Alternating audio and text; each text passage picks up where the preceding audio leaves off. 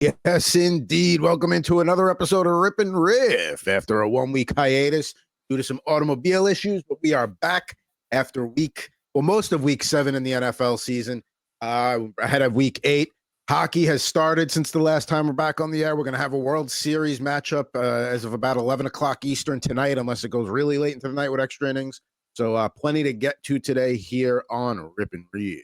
But Jared Moore, how we doing? At Mr. Jared Moore, at Pucking Thoughts. How are we? Yeah, I'm sure the Dodgers wouldn't be too upset if that game 7 tonight went, I don't know, 17 innings or something. I'm sure they wouldn't be too upset about that, but that's neither here nor there.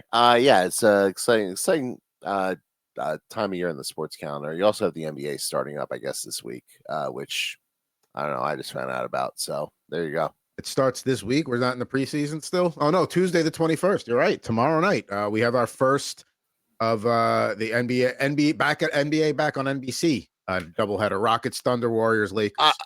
Damn it! I was literally gonna say, don't say the teams that are playing. Let me see if I could guess them. Sorry.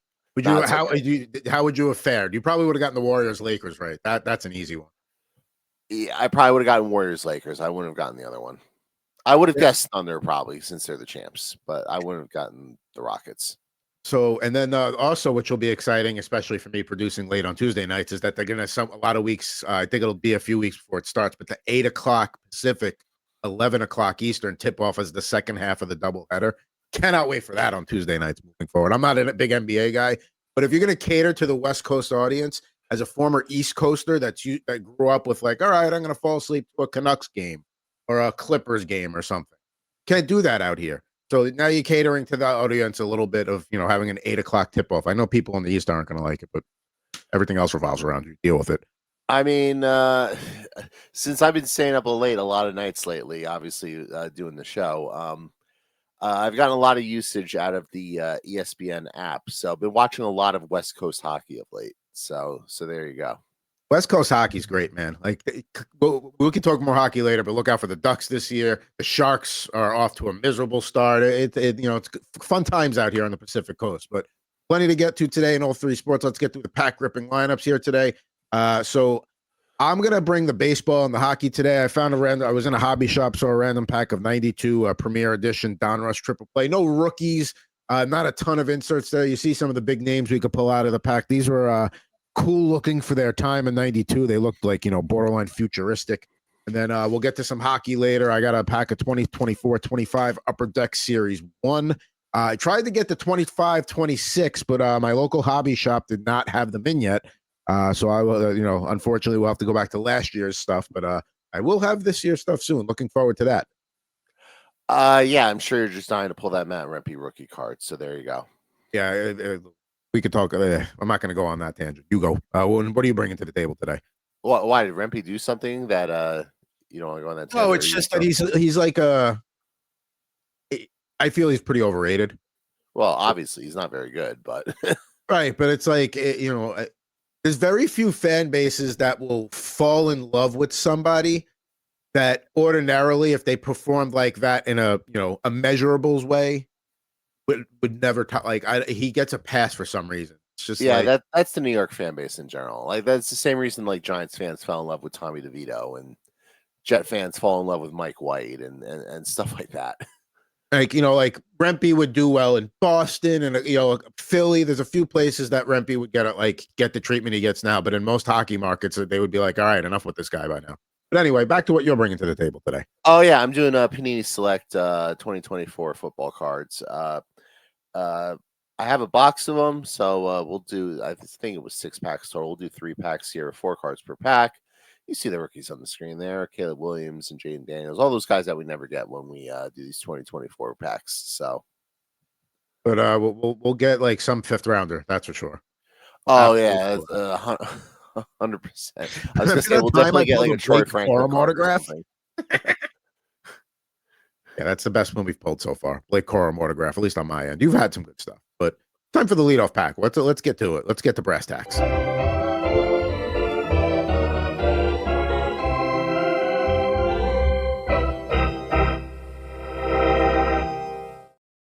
Miss the old organ sounds. You don't have a lot of buildings that still use the old-fashioned organs. I was just thinking, I'm trying to figure out what shitty stadium that was that you used in that photo. I have no idea. That was a download off my Shutterstock account on a stadium billboard, and that's what came up to make that. So there we go. All right, very good. Let's see. We start off with Minnesota Vikings quarterback Sam Darnold. Obviously had a tremendous season last year with the Vikings. Having a solid start to the season again this year with the Seahawks, but you know the deal with Sam Darnold. He's Sam Darnold. He'll have those couple games late in the season that remind you that he's Sam Darnold and why he's not an actual franchise quarterback. He's a fine starting quarterback, but he's never going to take you to the promised land. He's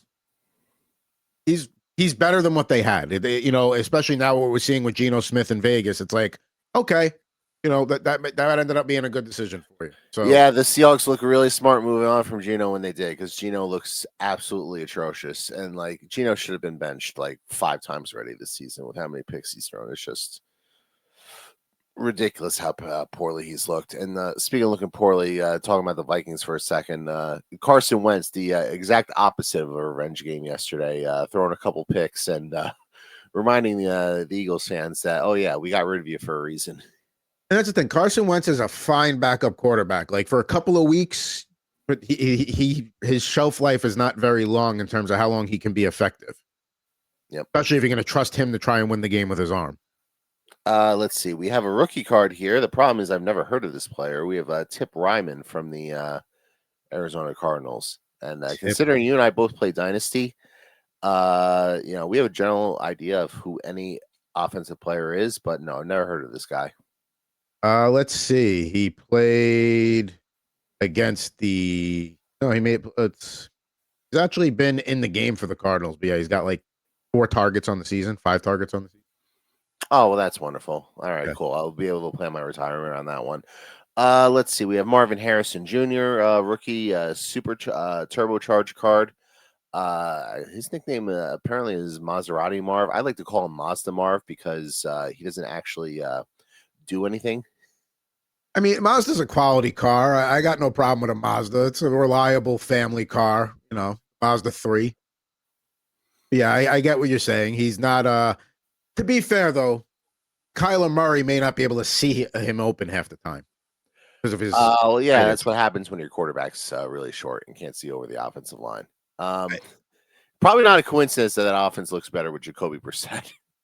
I was thinking about this yesterday on the couch. Jacoby Brissett, Joe Flacco, and who was Tyrod Taylor, I think is the way it's supposed to be pronounced. They should just have a firm of being backup quarterbacks for hire. So like you don't sign with a specific team. You're just there, you got your office, you're watching tape, you're hanging out with the boys, you get a call from an NFL coach. Hey, our guy might not be able to go this week. Can you come? And let them decide where they want to back up and play. Let them that's what I would do. Be a backup firm. And when those guys are too busy, then you call in like the Josh Jobs of the world. Yeah, like they have, like they'll have like a referral service. Like if the 3 of us are not available, try this number. It would be like a different firm. It's not a bad idea. Last but not least with this pack, we have Minka Fitzpatrick. Nice variant card there. That is a nice card. I love that. I mean, Steelers defense, been up and down this year. Thursday night. A lot of down. Seeing as the aforementioned Joe Flacco carved them up on Thursday. That was not a good look for the Steelers. I mean, does Joe Flacco have to play for the Steelers at some point so he can just complete the whole AFC North? Like he's got to go be a backup there for a game. Yeah, you would think so. Maybe he'll be the backup next year behind Rodgers. I love the oldest quarterback room in the league by far. Be sponsored by like Icy Hot or something like that, like the Icy Hot Bowl the other night. Speaking of old quarterbacks, let's turn the clock back to what year was it? I think it was 2008 when your New York Jets made the move for Mr. Brett Favre. Yeah, and that worked. Let me tell you something. The first 8 weeks of that felt great. Like, we got Favre. He was playing well. I can remember them like running off the field, down the tunnel, like pumping his fist after a win over the Titans going into the bye. It was like around week 8, week 9, something like that. And then the wheels just came off after that. It was just, Yeah, the vibes were good. Unfortunately, he got hurt because he's old and old people get hurt doing all sorts of things, and that's how that season went. Let's see. We have a rookie card here of Tyler Guyton with the Dallas Cowboys. Nice win by the Cowboys yesterday over the Washington Commanders, and I think I read the Cowboys wrong this entire season. I didn't think they were going to be very good, but that's just an offense that is explosive and puts up points on a whim every week, and now they got CeeDee Lamb back, which is a nice get for him. I mean, Dak Prescott it deserves to be in the MVP conversation if Dallas gets to the playoffs for sure. He should get heavy consideration. And yeah, I mean, the defense hasn't been great, but it's starting to gel. Like, you take a piece like Micah Parsons out of that right before the season starts, and there's going to be an adjustment period. And so far, it seems like they're going to be at least a competent defense. Yep. We go from that to one of your all-time favorites here in Barry Sanders. And looking at the back of the card right now, let's hear how well-mannered he is. Quote, a threat to score from anywhere on the field. Sanders recorded 3 80-yard touchdowns in his career. 2 came in the same game, facing Tampa Bay in Week 7 of 1997. The Hall of Fame runner busted an 80-yard touchdown in the first quarter, then scored from 82 yards out in the third quarter to lead his squad to a 27-9 win. By the way, just to go back to that Brett Favre, they were 8-3 after that Week 11 win over the Titans, and then lost 4 of their last 5. Missed the playoffs. Yeah, that sounds like something the Jets would do. Yeah, that's not even that. Like, that's like par for the course for them. It's like, yeah, it sounds about right. And last but not least, Trevon Walker with the Jacksonville Jaguars, and the Jaguars looking absolutely atrocious yesterday in Wembley. Which is kind of like their home stadium at this point. You'd think they would be like have a mild home field advantage. They know the facilities by now. You would think, but apparently not. Like they're just donezo in that arena. That field also, that playing surface looked terrible though. I mean, that didn't help them. Now, let's talk about the AFC South for a minute, because obviously the Colts are running away with the division. They might be the top seed in the AFC come playoff time. I still can't believe the Colts are running away with the division. I feel like they're going to be frauds that are going to be exposed at some point. But I think come playoff time, yeah, that's what I think. I think they'll have a juggernaut regular season, finish with a top 3 spot in the conference, and they'll have to like either go to Arrowhead at some point or something like that, and then they'll get their awakening. Who would you say is the second best team in that division, Jacksonville or Houston? It's tough. Probably. I think I trust Houston a little bit more. I think they're better coached, and I think I trust Stroud more than I trust Trevor Lawrence. But I mean, yeah, there's really no right or wrong answer here. Yeah, I mean, I don't want to make the joke that I was thinking in my head, but it's not good. And that's the other reason why I think, there's no reason to think that Indianapolis won't run away with the division, is like, unless they lose those head-to-head divisional games against those 2 teams, nobody's catching them. That division's over. And obviously Tennessee, yeah, they look better without Brian Callahan, but the season's let's get Cam developed up for next year kind of situation. All right, last pack, and here's a card, and here's a player that from a team that I know you're just dying to talk about. So we got a rookie card here, Theo Johnson with the New York Giants. Obviously, he was the beneficiary of a bizarre tip play yesterday where he just a pass was intended for Wan'Dale Robinson. It was tipped. He just happened to be in the right spot at the right time and took it and went for the touchdown. But unfortunately, the Giants found a new way to lose a football game yesterday. They were up 19-0, and they were up 18 points with 6 minutes left, and they found a way to lose the game in regulation by allowing 33 points in the fourth quarter to the Denver Broncos. A loss that is it an embarrassing loss? Absolutely. Is it a bad loss? No doubt. As a Giants fan, doesn't even crack the top 10 of worst Giants losses in my lifetime. Okay.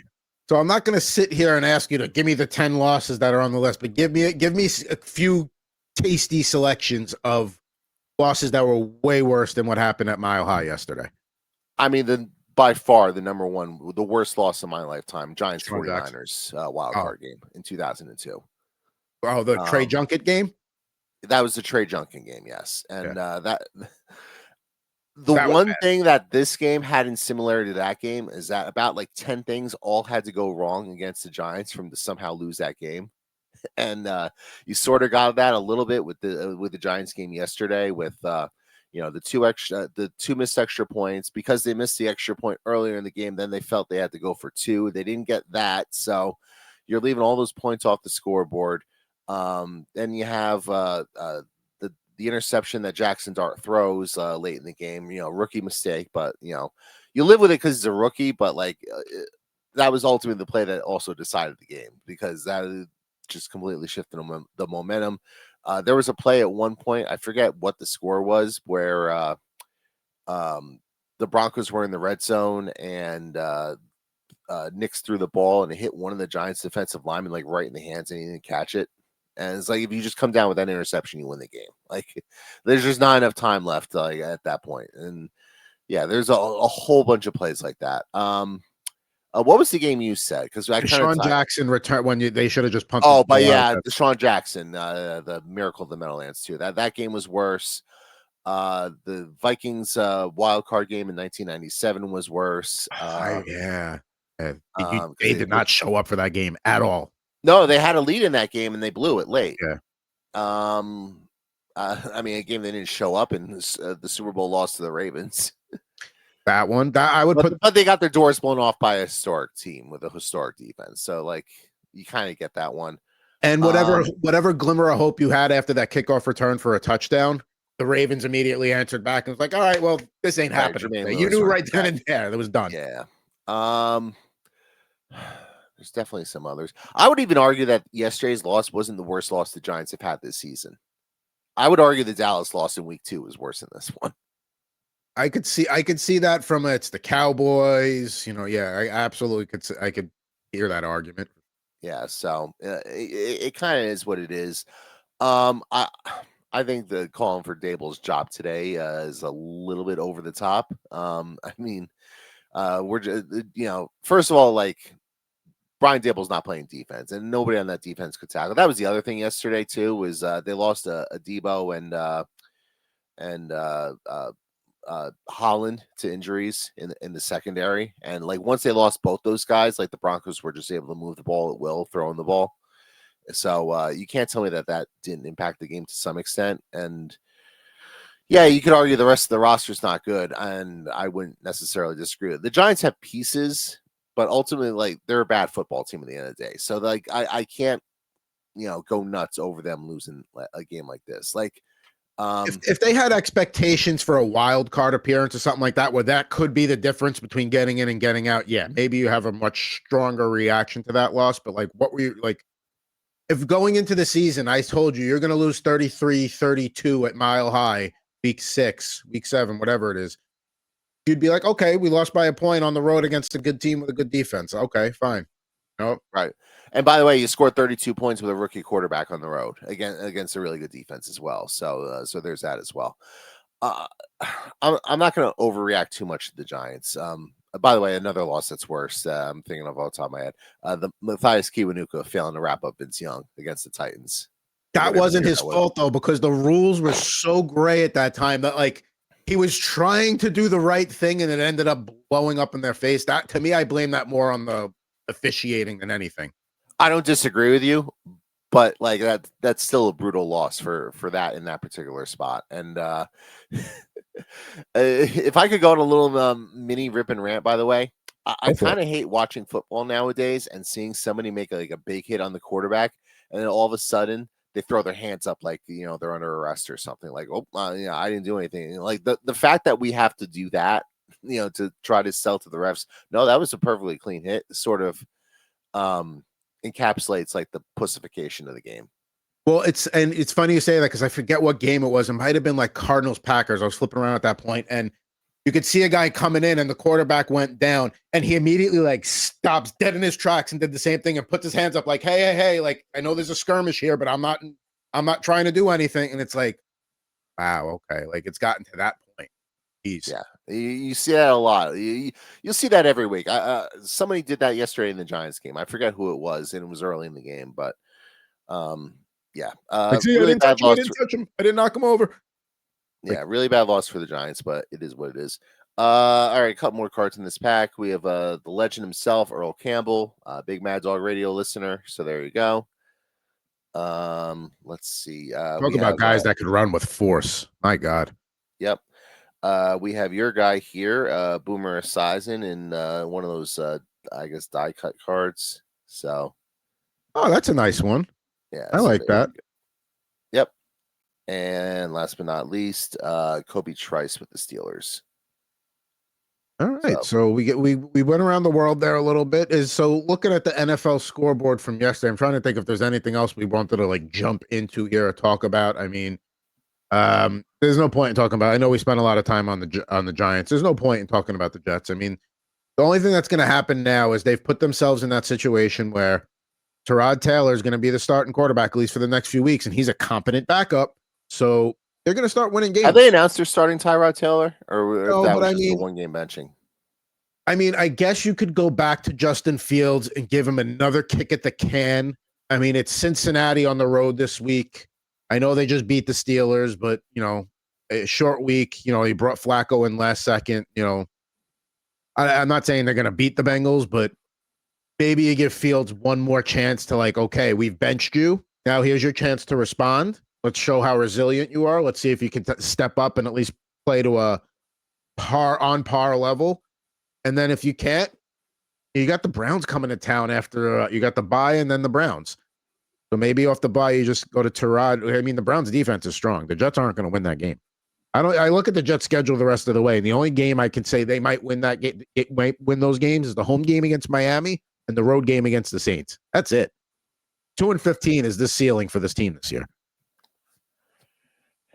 Yeah, and it's gonna be really tough to see if Aaron Glenn can survive it, because it's one thing to be bad, it's another thing to be bad and also like combative with the media. And it seems like every week he's looking to pick a fight with like the Rich Siminis and Brian Costellos of the world.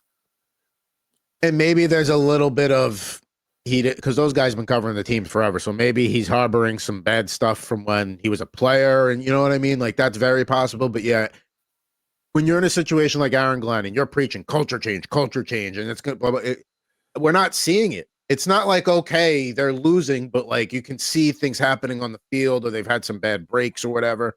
Right. There's literally nothing to get excited about. And Oh. I know we throw the term same old Jets around very loosely, but like it literally is the same old Jets. It's with an old Jet. Yeah. I mean, all right, you want to do the picks real quick? Yeah, I mean, it's just don't go 0-7. Don't be the first team to go 0-17. I know the Lions went 0-16, whatever it was, about 10, 15 years ago. Please don't do that. Yeah, just for your sanity, don't do that. Go 1-16. That's fine. You'll still get the number one pick. You know whose sanity I worry about with the Jets is Rob Pepitone. Because like he's got the Yankees anguish, which we've discussed on this show, which fine, whatever. Then you got all the Jet stuff, and the Flyers also are they might be competitive this year, but I'm not thinking anything too highly of them. No, they're still rebuilding. They're not going to be very good. All right, it's time for us to do our off the top random 3-leg parlays.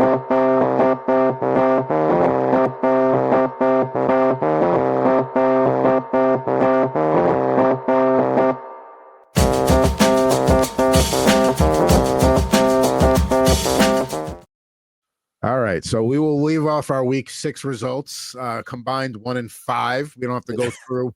And as I asked you before the show, I was like, "Well, which one of us was smart enough to win a game?" And it wasn't yours truly. It was that guy right over there. All right, it was the Patriots to cover against the Saints 3.5. All right, before we get to our picks, it really drives me nuts. I love Mike Vrabel as a coach, but it's like, man, the Patriots had what 2 or 3 years of stinking after 20 years of success. And I'm not anointing them AFC champions or Super Bowl champions, but clearly this team is very much on the right path and going the right way very quickly again. Mike Vrabel strikes me as the type that he's going to be the coach there for the next 15 years minimum. And it's just going to be nonstop 11-6, 12-5, 10-7 is a bad year kind of deal for the Patriots for the next 15 years. I mean, the Titans should have never fired Mike Vrabel. I still don't understand why they did. It's clear that he's a good coach and he knows what he's doing. And he walked into a situation where, oh, by the way, you also have a young franchise quarterback. So, it's a really good situation there for them. And I guess we should have enjoyed the Patriots being bottom feeders while they were, because they're going to be right back to winning the AFC East, every other year. But when it was Belichick and Brady, after the first few years wore off, it became very easy to dislike them. The way Vrabel approaches everything, I don't know if I could ever dislike that guy. Like, you'll find a way to dislike him, I'm sure. It's a little bit of envy that I know there was the team connection, and the Jets probably never had a snowball's chance in hell of getting him as coach. But why can't we ever get a guy like that? No, you were never getting Mike Vrabel. I know. All right, so let's look at the Thursday night's game here. Vikings, Chargers 3-point favorites, total 44.5. This is a stay away spot for me, but if I was going to lean on anything, maybe the Vikings money line, but both teams, I can't. They're both too tough to figure out right now. I assume this is going to be a Carson Wentz game, and if it is, I'm going to lean Chargers. But yeah, I'd rather look for better spots elsewhere in the card. Yeah, so let's see. We're going down through the DraftKings board here if you're following along. So we've got the Buffalo Bills are 7.5-point road favorites in Carolina, total 46.5. I know the Panthers are 4-3, and they had that big blowout win over the Falcons, but they have not beaten anybody really of a significance. Bills are in a big bounce back spot here coming off the bye. That half a point worries me a little bit, but I do think they could cover, but I'm staying away. I'm not touching this one. Yeah, that extra half point there is a little bit much. That would be a game I'd be looking to get in every teaser, I suppose. Yeah, tease it down to half a point, or even a point and a half. Yeah, that's the way to go with that one, but no real, straight up play there. Giants, Eagles in Philly. They just met a couple of weeks ago on Thursday night. Eagles 7-point home favorites, total 44.5. I don't care if I'm going to be wrong on this pick.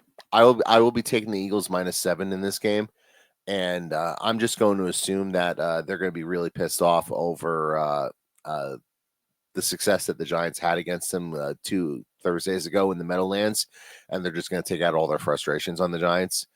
I just assume that's going to happen because, they clearly have the better roster, so I don't see why they wouldn't be able to, and I think they're smart to figure out that how the Giants beat them and how to have an answer for it and try to make the Giants adjust. And that's a tough environment playing on the road in Philadelphia as well. So, yeah, I'm going to definitely take Eagles -7. I can make an argument for the Giants with the points because coming off an embarrassing loss like that, usually you want to show up and have a good effort after something like that. But you said you're going on the road to Philly. Philly's got that bad taste in their mouths from a week and a half ago. You did go with the Eagles -7 that week, and it didn't work out. So we'll take another kick at the can. Maybe it'll go this time. If I was going to have any sort of lean here, it might be on the over 44.5. I could see both teams getting into the 20s. At least the Eagles get deep into the 20s. Maybe the Giants got to get into the late teens. But yeah, I would lean over, but no official play for me there. Staying with the New York teams, the Jets are 6.5-point underdogs at Cincinnati, total 44.5. I know they just beat the Steelers at home, and to say the Bengals are going to win by a touchdown is probably easy, but I don't know if I trust the Bengals that much. But Joe Flacco revenge game. Sure, I'll put it in the maybe pile. Cincinnati -7.5. I'll put it in the maybe 6.5. I'm not testing that one. -6.5. Yeah. So you're taking that, or are you leaving it? No, it'll be in the maybe pile. Let me see what else we got. It's in the maybe pile. Okay, so then next up, Browns at Patriots. Patriots 6.5-point home favorites. Oh, you skipped one. You skip Bears Ravens. On mine, it has Browns Patriots ahead of Bears Ravens. That's all right. Never mind. Sorry. That's strange. I guess you're looking at Jersey and I'm looking at Nashville. Anyway, Browns at Patriots, 6.5-point Patriot favorites, total 40.5. Good defense in Cleveland. If it wasn't Dylan Gabriel, I would be more tempted to take Cleveland with the points. Just maybe they keep it close because they have a really good defense. But the Patriots just won 3 in a row on the road, which is something that Belichick never did apparently. So coming home, feeling good, weak offense. My lean is take the Browns with the points here, but again, I want to see what else we have before I. All right, so we move down the board. We've got Bears at Ravens. Ravens 6.5-point favorites. Expected to have Lamar Jackson and Roquan Smith back. So most important player on your offense and defense, both expected to come back for Baltimore. 50.5 is the total here. Yeah, it's a lot of points, but I said this 2 weeks ago with the Ravens. Like, if they're ever going to get their shit together, now's the time. And it's only 6.5. Like, you can win by a touchdown. It feels like they really want you to take the Ravens, so it feels like they're trying to trick you into doing it. If a trap game, as you would call it, I will spring the trap and I will take the cheese there. Like, you look at what the Bears have won 4 in a row. They beat the Saints, they beat the Commanders, they beat the Raiders, they beat the Cowboys. So, there's a couple of, we don't know what the Commanders are right now, especially without Jaden Daniels. The Saints are a team that plays tough, but they're going to lose every game. Yeah, I would be, if I was going to take something, it would be the Ravens here to cover, but I'm going to put that in the maybe pile. Next up, we have the Dolphins and the Falcons, 7.5-point home favorites, and what could be Mike McDaniel's last game. I mean, I haven't seen any news of him being let go today, and I can't imagine if Miami was going to do it for this week, they're going to do it today. Just fire the guy. Like, what are we doing at this point? Yeah, I'm not touching this game. I don't trust the Falcons enough laying 7.5, and I'm not taking the Dolphins. No, you can't. Even the total, because you don't know if this is going to be a boring 19-13 kind of affair, or both offenses just start blowing it out of the water. I would lean maybe over there at 46.5. Niners at the Texans. Texans, 1.5 home favorites, total 41.5. I mean, to me, it's kind of incomplete. I'd like to see what the Texans do against Seattle tonight before I make a pick there. But I'd probably take it wouldn't surprise me to see the Texans beat the Niners if they're still banged up, but I'll take the Niners on the road with the 1.5. If I were going to take the Niners on the road, I would just take the money line, take them to win the game, take the plus 105 payout. So I don't know. Yeah, I don't know that I'm going to do that though. Starting to get late in the slate here. Not many games left. Not a lot we like right now. A lot of teams on the bye this week. 6. Yeah. By the way, 6 teams on the bye this week. You couldn't take 2 of these teams and put them on a week where you only have 2 teams on a bye, because there's a couple of times where you have 2-team buys and then it's mostly 4-team buys. You don't need a 6-team bye week. Like, figure it out. That's insane. Buccaneers 6.5-point road favorites at the Saints. 47.5 is the total. Short of any sort of significant injury, I know Tampa's been dealing with plenty, but Saints are scrappy at home. Short week, division road game. I can make an argument for the Saints, but I can't confidently back them with the points. I would lean Bucks, laying the 6.5, but I'm not going to take this game. All right, I did find one I did like here. And coming up, Cowboys, Broncos. Broncos 3-point home favorites, total 49.5. I think that win yesterday absolutely catapults them and puts them on a run. I think Dallas is playing a little over their heads right now. I'll take Denver laying 3 points at home. I think yesterday they've learned their lesson to not play like they can't afford slow starts like that. And by slow starts, I mean the first 2.5 quarters. Yeah, I would agree. I would lean Broncos -3 there. All right, so I'm calling that one a play. We get to the end of. I'm not going to play him, but I would agree with you there. We got the Colts as 14-point home favorites against the Titans, total 47.5. Yeah, to me, it's Titans with the points or nothing. Yeah, I mean, I understand the Colts are a juggernaut, but let's just be real here for a minute. That is a ton to lay at home. And Tennessee, for what it's worth, with Callahan out of the building, offense actually seemed to show some sort of positive strides. So I'm not laying 2 touchdowns with Daniel Jones. I don't care how well he's playing. I mean, I know they just went on the road, and that game wasn't as close as even the final score was against the Chargers. They really took it to him in that first half yesterday. Really shut him down. Packers, Steelers, Aaron Rodgers facing his old team for the first time. The Steelers, 3.5-point home underdogs, total 44.5. I would say Steelers or the over would be my play here. And I might even take him on the money line because Rodgers wants I'll take the 3.5 with the Steelers. Aaron Rodgers is very much a fuck you type of player, and that is a fuck you type of spot if I've ever seen one. Aaron Rodgers going up against his former team. My only wish is this game was in Lambeau Field and not in Pittsburgh, but it's just the way the schedule worked out. But I still have concerns about that Steelers team in general. And that is a really bad loss they're coming off of yesterday. But I feel like we kind of overrated this Packers team a little bit too. Like they got Yeah. off to that really good start. Everyone was glazing them with their defense and whatnot, and they've just been kind of really mediocre the last few weeks. And we have to start asking the question: how good is Jordan Love? I'm not really sure how good he is. You look at what Green Bay has done this year, and been a little bit up. Like, I think people just were after that first game where they just totally shut down the Lions, and people were like, oh, look what Green Bay like.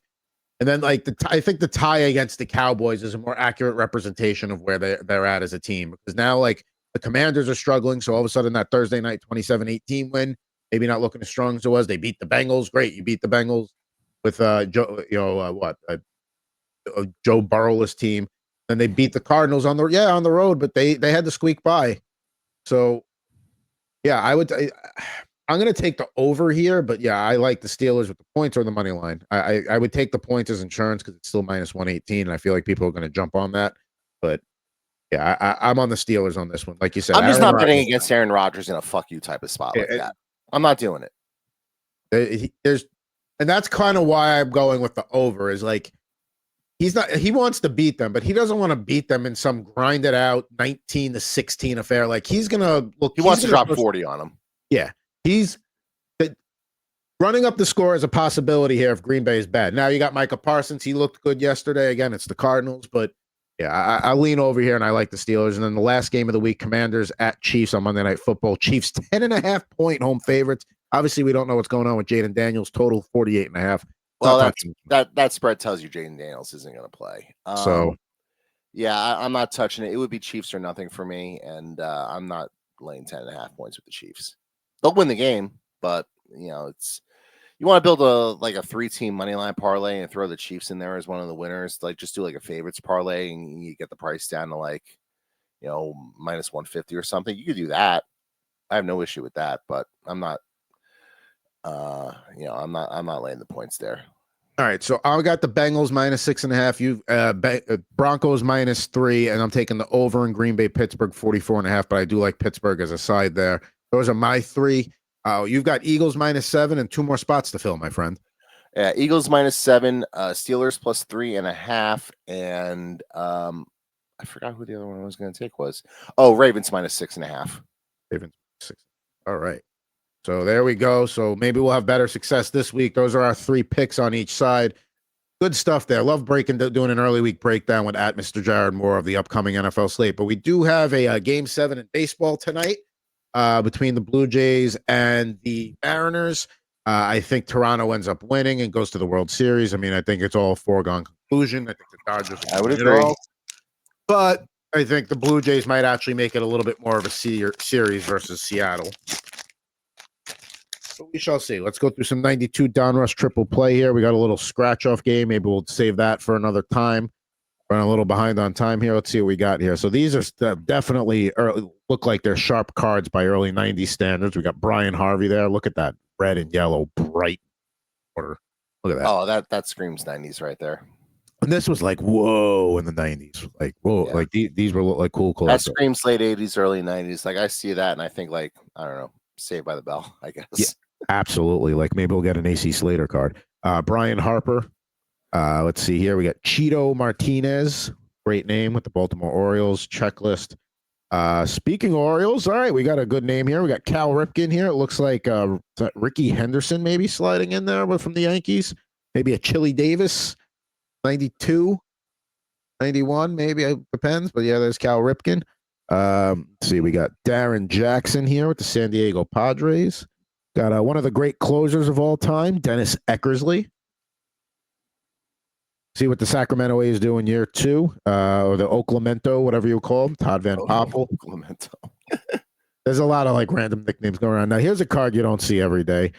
One about a facility, the Hall of Fame. The Hall of Fame getting its own card there. How about that? Yeah. You ever been to the Baseball Hall of Fame? I have not been to any of the 4 sports Hall of Fames. No, I get to hockey. That's one of those things I keep saying I need to do. And Cooperstown is not that far from me. It's upstate New York, but for me, I think it's like a 3-hour drive or something. I was gonna say it's a little bit of a drive to the Hall of Fame. Yeah, but it's not brutal. Or the problem is there's nothing in Cooperstown aside from that. It's a whole lot of like bed and breakfasts and sports collectible shops, which that'd be another reason to go up there, is kind of just to check out some of those shops, I suppose. But like, yeah, let me just do a quick little because the Basketball Hall of Fame's in Springfield, Massachusetts. There's not much there. They have the minor league affiliate of one of the hockey teams there, maybe Columbus Blue Jackets. NFL's in Canton, Ohio. Again, it's Ohio. Hockey's at least in Toronto, so it's like you can plan a trip around going to the Hockey Hall of Fame and still have plenty to do in the city, which is going to be a trip one day. I'm going to Toronto. Yeah. For me, Cooperstown is 3 hours and 6 minutes with no traffic. Okay. Like you said, you make a night out of it. You go up, you go to the Hall of Fame, you go to some card shops, and you come back the next day. Maybe nobody wants to do a 3 hour. That would be the way to attack it, I think. Yeah, but I have not been to Cooperstown. So the Hall of Fame gets its own card. I wonder if the any of the other sports had their own. Probably the NFL has a Hall of Fame card on one of the sets. Alan Trammell, Detroit Tigers. Jamie Navarro here, picture with the Milwaukee Brewers. Thanks for showing up to play the Dodgers. Nice to have 4 games. See here, we got Ray Lankford with the Cardinals. We got. You think if I took all those boxes of cards that we ripped on Rip and Riff and just brought them up there, they'd just give me like, I don't know, X amount of dollars. Be like, here, just take it. I've got a big box of cards that I'm either going to have to see if my local shop will just take them and like, here, just give them out to kids, or I may end up dropping them off at like Goodwill or something like that, just because like I need to clear out. Like I've gone through the space. Yeah, I've gone through the first phase where it's like, okay, giveaway or keep or potentially has value to sell for trade-in. So I've completed that phase for the most part. But now as I keep opening packs, I just keep adding to the things that need to be done. New York Mets legend Johnny Franco, good closer in his day. Shout out Lafayette High School, Brooklyn, New York. And then we close with a couple of strong ones here. We got Roger Clemens, Red Sox, of course. And then Neon Deion Sanders there with the Atlanta Braves. There we go. Baseball. Any thoughts on the World Series? Or is it just, it's a foregone conclusion, just Dodgers, just a matter of how many games? Yeah, I lean Dodgers. I'm not sure how many games yet. It really depends who they play. And also, I think the Dodgers would have home field against the Mariners, but not the Blue Jays. Let me confirm that real quick by looking at the standings, because the Mariners had the best record. The Blue Jays had the best record in the AL. Mariners won 90 games.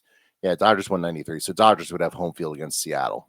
So the Dodgers rooting for Seattle, among other reasons. They probably would rather way easier travel anyways. Too. Like a 2.5 hour flight versus across a continent. Yeah, exactly. And Toronto has a legitimate home field advantage as well. Like that's an environment I wouldn't necessarily want to go in.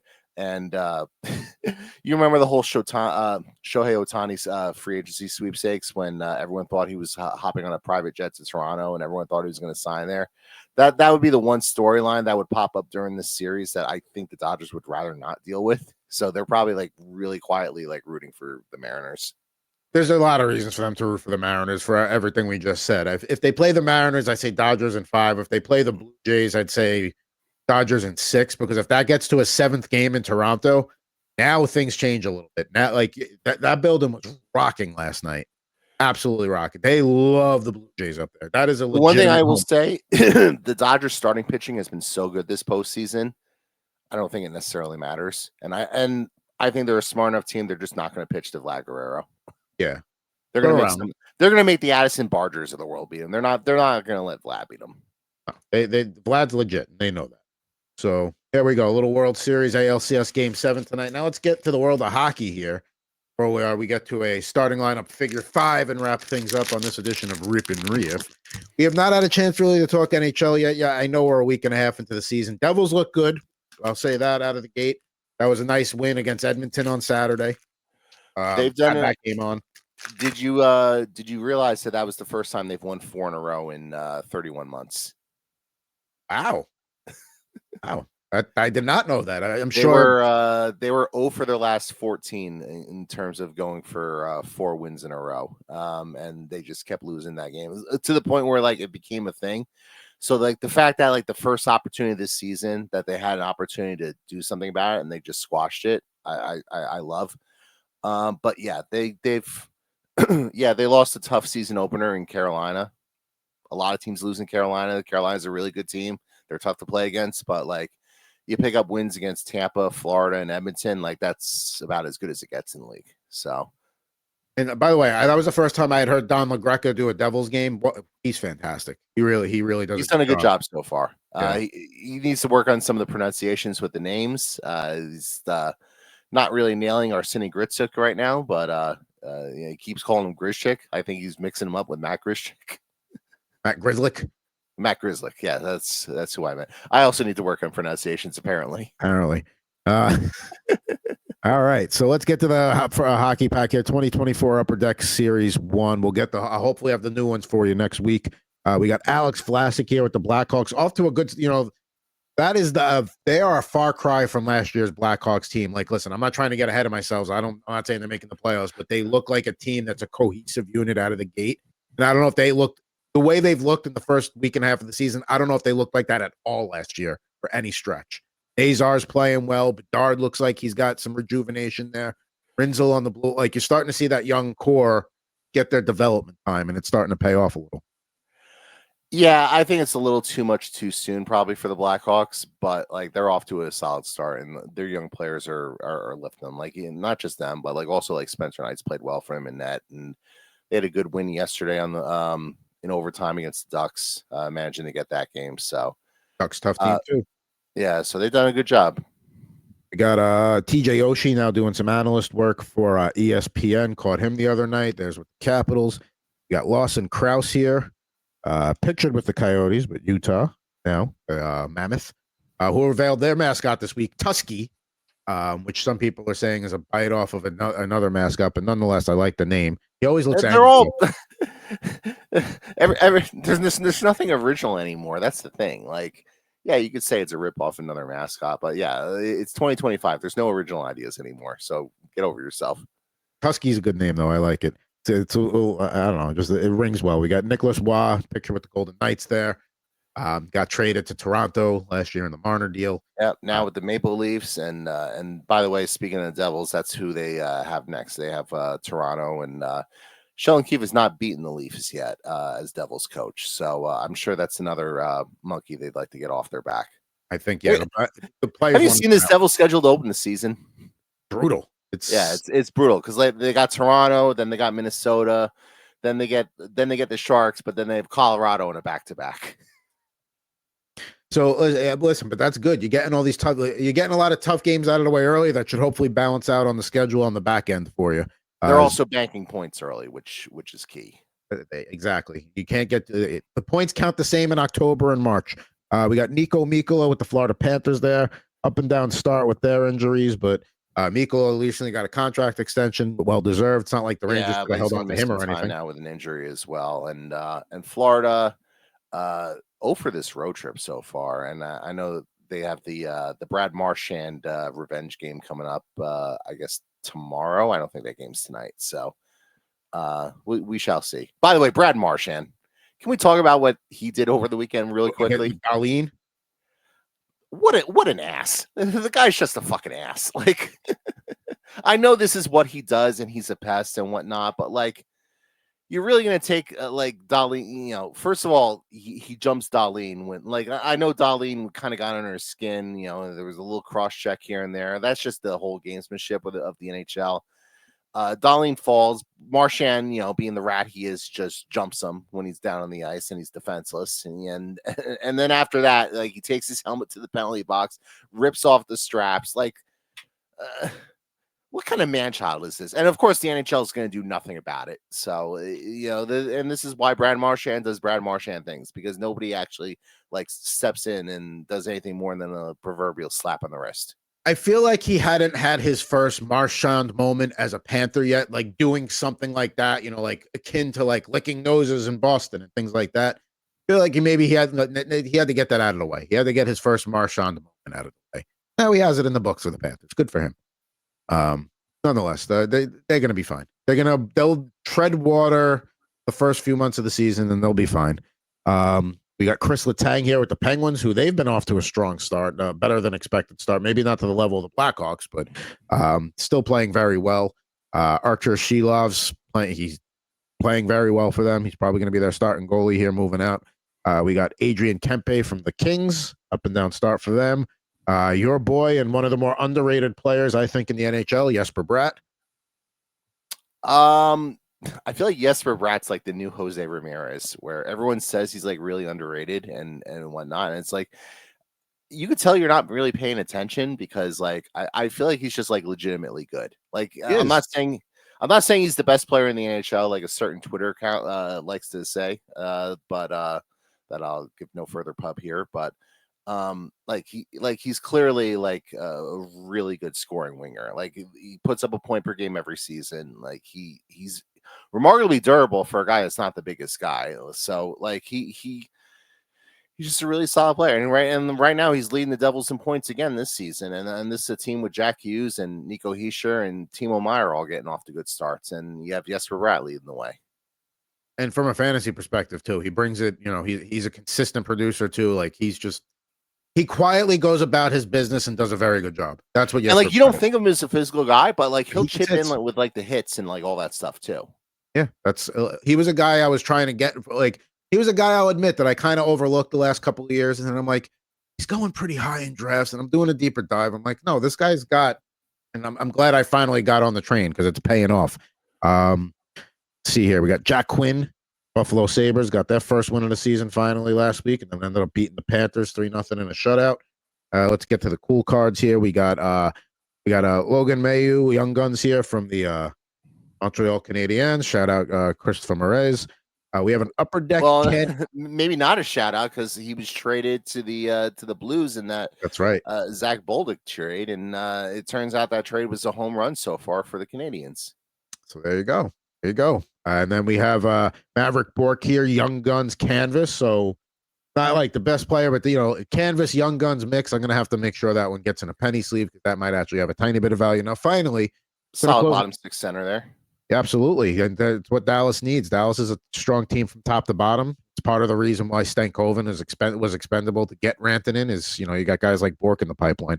We have talked about the Yzer plan being a total train wreck.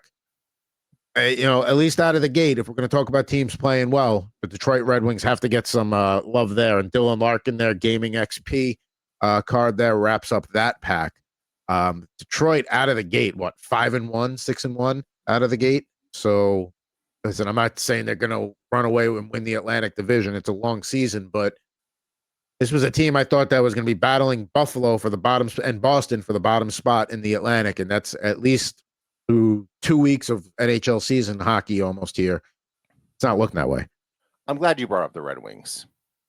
Fraud alert is on. Fraud alert is officially on, baby. You got Cam Talbot at like 40 years old throwing up a .932 save percentage. You have Dylan Larkin with 11 points in 6 games. I've never heard of Emmett Finney until like 3 days ago, and he's one of their leading scorers. Mason Appleton has 3 goals. Mason Appleton's not like he's a perfectly capable bottom 6 guy. He's not a goal scorer. They played 5 of their 6 games at home so far, and I'm going to take a quick look at their schedule just to see who they've actually beaten. But I'm going to guess the whole. Yeah, they beat Toronto twice. They've beaten good teams, so I will give them that. They've beaten a lot of the same teams the Devils have beaten. So I can't go too crazy on them being frauds, but I do not think this is going to be sustainable for the Detroit Red Wings. Well, here's my thing, and I agree. Like I'm not going to go out and say they're frauds quite yet, but how sustainable is this? And Finney's going to be a good player for them. He was a guy that on Total Hockey Now the other day, somebody in the chat was saying, like, look out for him. He's coming. I know Marco Kasper is another guy they have high hopes for. The blue line's a little thin, but, like John Gibson seems to finally be in a good place where he can play and he's got support and he's still got something left in the tank, but I don't trust his health. What happens when Gibson gets hurt? Because that's going to happen. Is Cam Talbot really going to be a guy? Small sample size, but he has not been good so far this season. So, to me, it's the goaltending. At some point, Gibson's, he's Gibson. Talbot's Talbot. They're asking a lot, and it's not like, that blue line is anything. It's not like you're looking at that and going, oh, that's a, top to bottom strong blue line and all that. Like, I don't know. It's they're still Ben Sherratt's their top line defenseman along with Mo Sider. Like what are we doing here? And that's like Sider is absolutely a top pairing defenseman. He's an anchor guy, but you know, and Edvidson is another guy that's supposed to be coming along. But yeah, they're a thin team. Again, Larkin is great. We'll see how healthy Patrick Kane can stay. Finney's on his way, but yeah, if there was a team that was expected for the floor to come out for them, it's probably the Detroit Red Wings. So there we go. Now for polls of the day, I'm probably going to leave that up on the screen right there as my poll of the day. It's not going to be anything from the triple play pack. It was either be this or probably the upper deck canvas young guns, because you don't see a lot of canvas young guns. So that's going to be the one I'll go for my poll of the day right there. Yeah, I don't really have a strong candidate. I guess I'll go either that Minka Fitzpatrick card or the Boomer Esiason card. Yeah, there we go. And if you have polls of the day you want to show, hit us up at Rip N Riff. Email us at ripnriff@gmail.com. We're happy to show off your cards if you happen to be watching this. Now, I did say we were going to do a starting lineup figure 5, but we are up against it time-wise. So this is what we're going to do. We're going to say farewell for this edition of Rip and Riff. We're going to record the figure 5 separately. We'll post that one tomorrow. Have a little extra action on the feed this week. But before we get out of here, Jared, how are things going over at allaboutthejersey.com?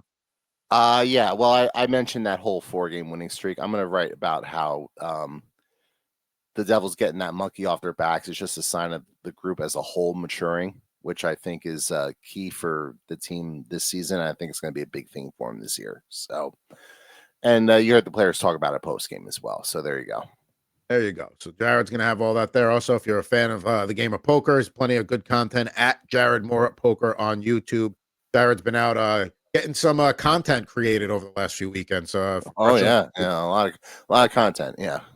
So there you go. And then, of course, Total Hockey Now on Thursdays, 5 o'clock Eastern, 2 o'clock Pacific, and then at 5:30 Eastern, 2:30 Pacific, we switch into preview mode and run the board for the night with myself at Fuzzy Chris 91, Christopher Perez, and at Ant Rivera 86, Anthony Rivera. But that does it for this edition of Rip and Riff. Like I said, we're going to record the figure 5 in a separate episode. And we'll post that this week and get that up on this for you to watch there. We'll see if Jared can get the first one of the season. But for at Mr. Jared Moore, I am at Pucking Thoughts Adam Bernard. Back with you with an all-new episode of Rip and Riff. No weeks off. We'll be back next week again. Hopefully no automobile issues. Talk to you soon.